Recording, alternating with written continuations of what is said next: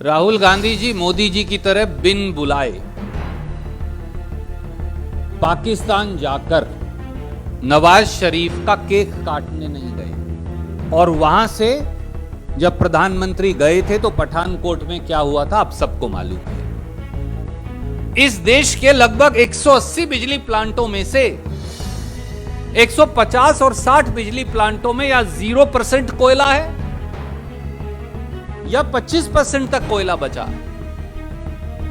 Bharatiya Janata party जहां जहां चुनाव होगा, आप समझ लीजिए, अब उत्तर प्रदेश में कोई हिंसा नहीं होगी क्योंकि वहां चुनाव खत्म हो चुका। अब उत्तराखंड में कोई हिंसा नहीं होगी, कोई दंगे नहीं होंगे, कोई भड़काऊ बयानबाजी नहीं होगी क्योंकि वहां चुनाव खत्म हो गया। अब अगला टारगेट जो है वो राजस्थान है, कर्नाटक है और धीरे धीरे मध्य प्रदेश और छत्तीसगढ़ है। अब जब तक यहां चुनाव नहीं होंगे, यहां हर रोज हिंदू मुसलमान का दंगा होगा, हर रोज कोई ना कोई भड़काऊ बातें कहेगा और हर रोज झगड़े करवाएगा। डलवाने के लिए पेट्रोल डीजल नहीं, भरवाने के लिए सीएनजी नहीं, खरीदने के लिए रसोई गैस नहीं, क्या लाउड स्पीकर से वो आ जाएगी?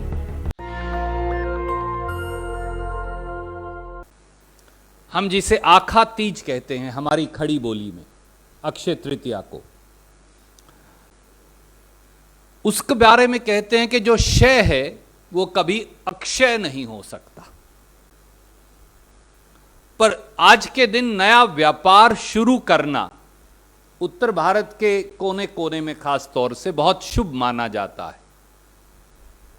पर दुर्भाग्य है कि मोदी सरकार देश के सबसे बड़े व्यापार को अक्षय तृतीया के ऐन मौके पर बेच रही है। लाइफ इंश्योरेंस कॉरपोरेशन, जिसे 1956 में पंडित जवाहरलाल नेहरू, सरदार वल्लभ भाई पटेल, भारतीय राष्ट्रीय कांग्रेस ने संजोया था और फिर ब्रिक बाय ब्रिक, एक एक ईंट, एक एक रोड़े से बनाया था, जो इस देश की मलकियत है। साथियों, एलआईसी का नारा है जिंदगी के साथ भी, जिंदगी के बाद भी। तो हम मोदी जी से पूछ रहे हैं, फिर इतनी जल्दबाजी क्यों? सच यह है कि माले मुफ्त दिलो बेरहम, यह एक पुरानी इस देश की कहावत है। दशकों से 140 करोड़ लोगों के खून पसीने की कमाई, वह कर से खड़ी की गई कंपनियां और सार्वजनिक उपक्रम, public sector undertakings, fire cell में मोदी जी बेच रहे हैं। उनको दोनों हाथों से बेरहमी से लूटा रहे हैं। और अब बारी आई है एलआईसी जैसी सर्वश्रेष्ठ और सबसे बड़ी कंपनी की। इसका अवमूल्यन कैसे हो गया? 2 महीने में ही देश की सबसे बड़ी संस्था, जिसमें 30 करोड़ देशवासियों का हिस्सा है, 30 करोड़ देशवासियों का, अगर एक परिवार में आप 4 सदस्य मान लें तो 120 करोड़ देशवासी हो गए। एवरेज मैंने औसत लगाई है, 30 करोड़ पॉलिसी होल्डर्स हैं, तो अगर एक परिवार में 4 सदस्य मान लें तो आप you are looking at 120 crore people of India getting directly affected. Rahul Gandhi ji Modi ji की तरह बिन बुलाए पाकिस्तान जाकर नवाज शरीफ का केक काटने नहीं गए।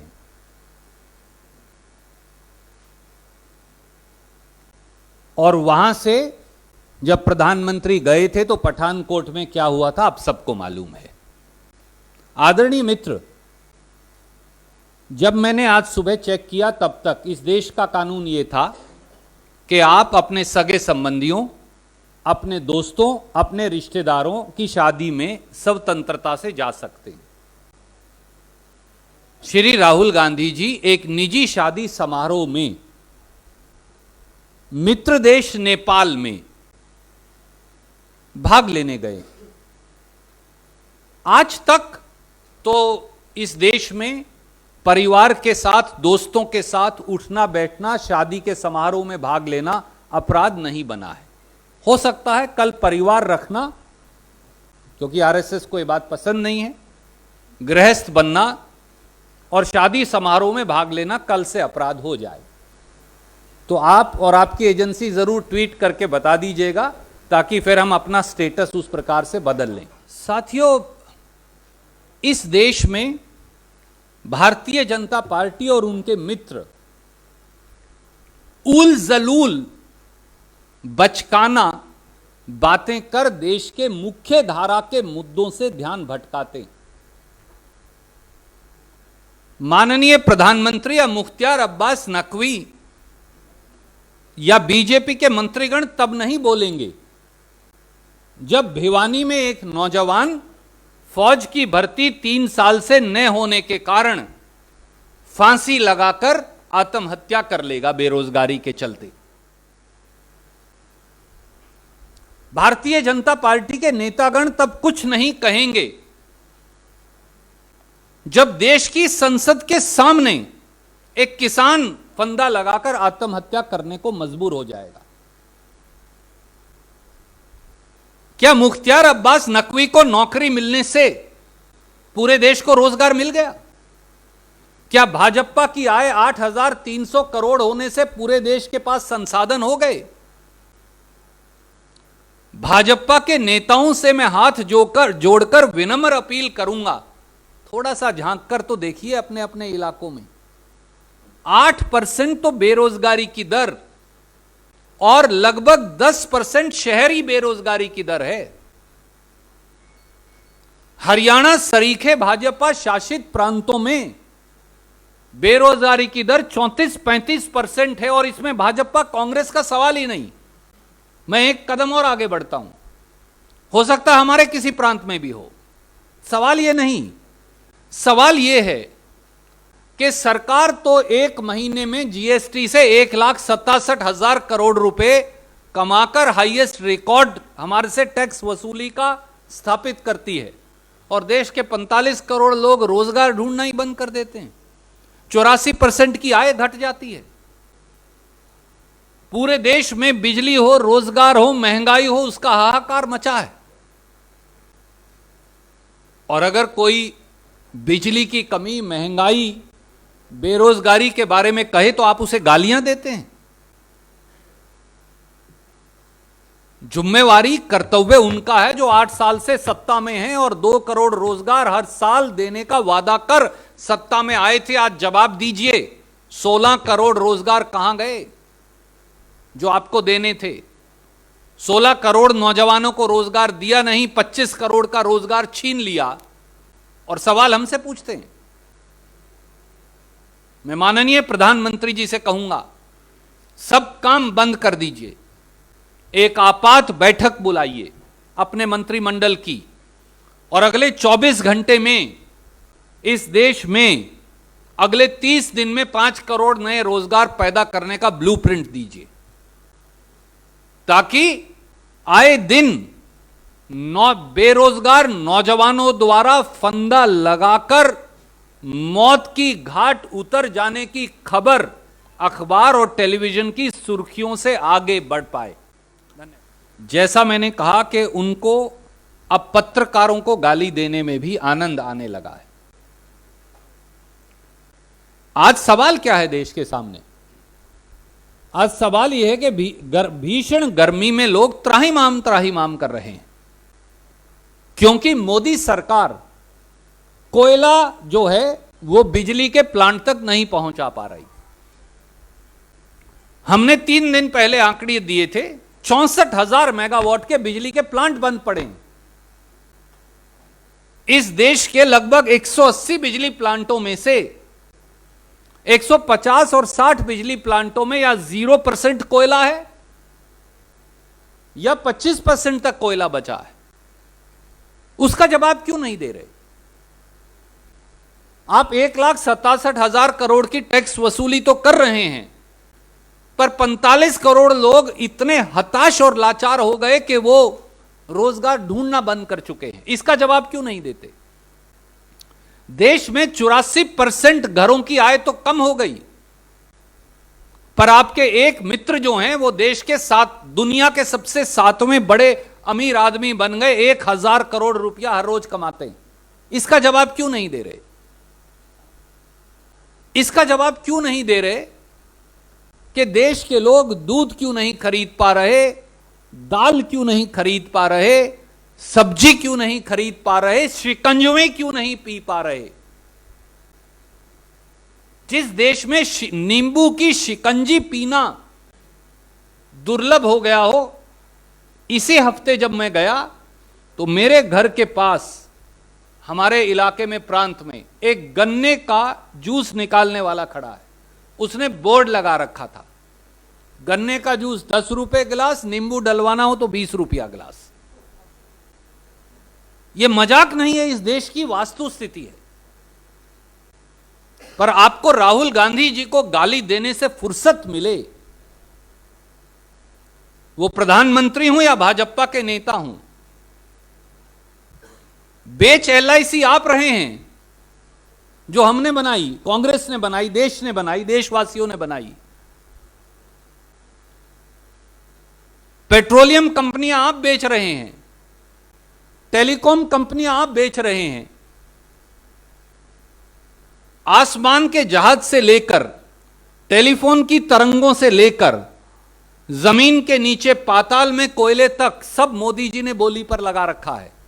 और सवाल हमसे पूछ रहे हैं। यह मामला इस समय सब जुडिस है। हेमंत सोरेन जी ने कुछ गलत नहीं किया, यह हमारा मानना है। प्रथम दृष्टि से ऐसा प्रतीत होता है, परंतु चुनाव आयोग ने जो जवाब मांगा है वो उसका जवाब देंगे। कानून और संविधान की एक प्रक्रिया है, हम उसे पूरा कर लेंगे। इस मौके पर हिंसा को हम कड़े से कड़े शब्दों में उसकी निंदा भी करते हैं और खंडन भी। भारतीय जनता पार्टी जहां जहां चुनाव होगा, अब समझ लीजिए, अब उत्तर प्रदेश में कोई हिंसा नहीं होगी क्योंकि वहां चुनाव खत्म हो चुका। अब उत्तराखंड में कोई हिंसा नहीं होगी, कोई दंगे नहीं होंगे, कोई भड़काऊ बयानबाजी नहीं होगी क्योंकि वहां चुनाव खत्म हो गया। अब अगला टारगेट जो है वो राजस्थान है, कर्नाटक है और धीरे धीरे मध्य प्रदेश और छत्तीसगढ़ है। अब जब तक यहां चुनाव नहीं होंगे, यहां हर रोज हिंदू मुसलमान का दंगा होगा, हर रोज कुछ कोई ना कोई भड़काऊ बातें कहेगा और हर रोज झगड़े करवाएगा। मैं देशवासियों से कहता हूं, ये क्या है? जब चुनाव में 1 साल रह जाएंगे तो हिंदू और मुसलमान का दंगा उस प्रांत में शुरू हो जाएगा, ताकि पूरे प्रांत को धर्म के आधार पर विभाजित कर वहां की तरक्की, वहां की बहदूदी, बढ़ोतरी, उस पर पर्दा डाला जा सके। राजस्थान में भारतीय जनता पार्टी के लोग एक षड्यंत्र के तहत वहां के अमन, चैन और शांति को भंग कर रहे हैं। राजस्थान में भारतीय जनता पार्टी का एजेंडा हिंदू और मुसलमान को लड़वाकर प्रांत की शांति को भंग करके कांग्रेस की सरकार को षड्यंत्रकारी तरीके से डिस्टेबलाइज करके प्रांत के भाईचारे को भंग करना है। हम राजस्थान हो, कर्नाटक हो, मध्य प्रदेश, छत्तीसगढ़ हो, हिमाचल प्रदेश हो, गुजरात हो, हम इन सब प्रांतों के भाई बहनों को कहेंगे, भाजपा के षड्यंत्रकारी एजेंडा को पहचानिए। ये आपको रंग के आधार पर, जाति के आधार पर, भाषा के आधार पर, क्षेत्रवाद के आधार पर भड़काएंगे और लड़वाएंगे, ताकि आप गैस सिलेंडर इतना महंगा 1000 का क्यों है, यह सवाल ना पूछ पाएं। ताकि आप यह सवाल ना पूछ पाएं कि मेरे बेटा या बेटी के पास रोजगार क्यों नहीं। ताकि आप यह ना पूछ पाएं कि दाल जो है वो थाली से गायब क्यों हो गई।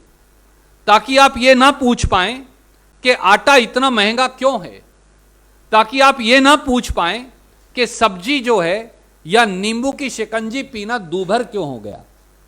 तो इन दंगों के पीछे, इन षड्यंत्रों के पीछे यही एक साजिश है। वो हर रोज, आप मुझे बताइए, लाउड स्पीकर लगाने या हटाने से हमारी जिंदगी चलेगी? आपकी LIC तो वो बेच देंगे, आपको लाउड स्पीकर में उलझा लेंगे। आपकी थाली में तो दाल होगी नहीं, खाने में बच्चे के लिए पौष्टिक भोजन होगा नहीं। सरसों तेल हो या पाम ऑयल हो, घर में उसकी तो आपकी धर्मपत्नी को, मां को, बहन को बचत करनी पड़ेगी, क्योंकि उसका रेट हम दे नहीं सकते। डलवाने के लिए पेट्रोल डीजल नहीं, भरवाने के लिए CNG नहीं, खरीदने के लिए रसोई गैस नहीं, क्या लाउड स्पीकर से वो आ जाएगी? भगवान की प्रार्थना करने के लिए जितना मैं समझ पाया हूं व्यक्तिगत तौर से, भगवान इंसान में है। मंदिर हो, मस्जिद हो, गुरुद्वारा हो, गिरिजाघर हो, वो तो एक माध्यम है मेरे दोस्त, एकाग्रता का, बस इससे ज्यादा कुछ नहीं। पूजा के जो स्थल हैं वो इसलिए महत्वपूर्ण है कि वो ईश्वर के प्रति सब जिंदगी के रोजमर्रा के विचार छोड़कर एकाग्रता लगाने का वो माध्यम है। पर भगवान को ढूंढने के लिए ना आपको मस्जिद में जाना, ना मंदिर में जाना, ना गिरिजाघर में जाना, ना गुरुद्वारे में जाना, क्योंकि भगवान तो आपके अंदर हैं। आप जो सामने बैठे हैं, आप में भी तो भगवान है। सृष्टि के कण कण के अंदर ईश्वर है। और जो लोग भगवान को लाउड स्पीकर लगाने और हटाने में ढूंढ रहे हैं, उन पर दया करनी चाहिए, क्योंकि उनकी मानसिकता के अंदर ही वो कहीं ना कहीं विकृता जो है वो छुपी है। धन्यवाद। नेशनल दस्तक की आपसे गुजारिश है कि अगर इसको बचाना चाहते हैं तो नेशनल दस्तक को सब्सक्राइब करने के लिए रेड कलर के सब्सक्राइब बटन को दबाएं, फिर बेल आइकन की घंटी दबाएं। नेशनल दस्तक को बचाने के लिए बहुत जरूरी है कि हर खबर को शेयर करें, लाइक करें, कमेंट जरूर करें।